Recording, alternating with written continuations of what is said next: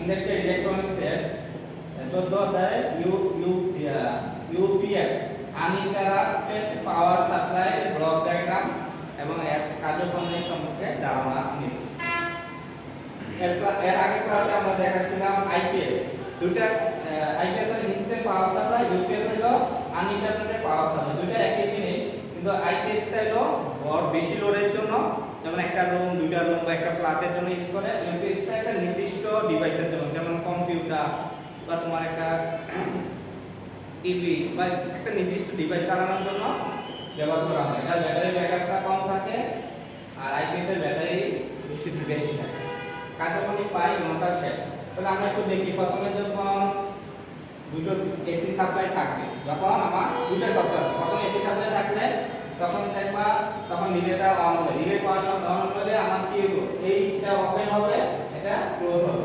তখন সাপ্লাইটা এদিক দিয়ে এই পর্যন্ত এদিকে আর যাবে না, এই সাপ্লাইটা এদিক দিয়ে ইলেকট্রিক পাই যাবে, দ্বিতীয় ব্যাটারি চার্জ হবে। কিন্তু আমার এখানে ওপেন হওয়ার কারণে পাওয়ারটা এদিকে লোডে প্রবেশ করতে পারবে না।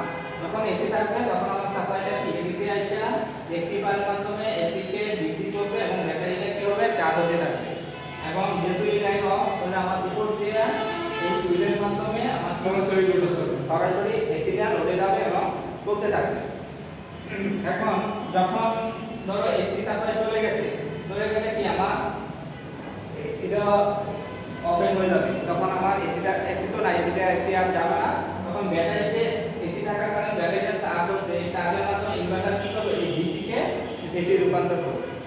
আমরা ইনভার্টারের আসলে যে ডিসি পাইটা পিওর ডিসি না, তখন আমরা একটা এসি ফিল্টারের মাধ্যমে এটাকে পিওর এসিতে রূপান্তর করে ইলেকট্রিক সুইচের মাধ্যমে লোডে যাবে। এই অবস্থায় আমরা কি ব্যাটারি ব্যাকআপ থেকে লোডটা কি হবে, চলতে থাকবে যতক্ষণ না কারেন্ট না আসে। এবার আবার যখন আমার এসি সাপ্লাই আসবে, তখন সাথে সাথে কি এই সুইচটা কি এনসিসি এটা কি ওপেন হয়ে যাবে।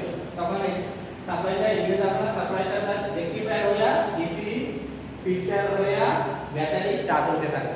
এবং আরেকটা অংশে যেহেতু এসি আছে, তখন আমার লাইনটা এই এসি এটা ক্লোজ হবে, স্টার্টিং সুইচটা ক্লোজ হওয়ার কারণে এসিটা তখন আমার ডাইরেক্ট এসিটা কি ধরে যাবে এবং লোডটা চলতে থাকবে।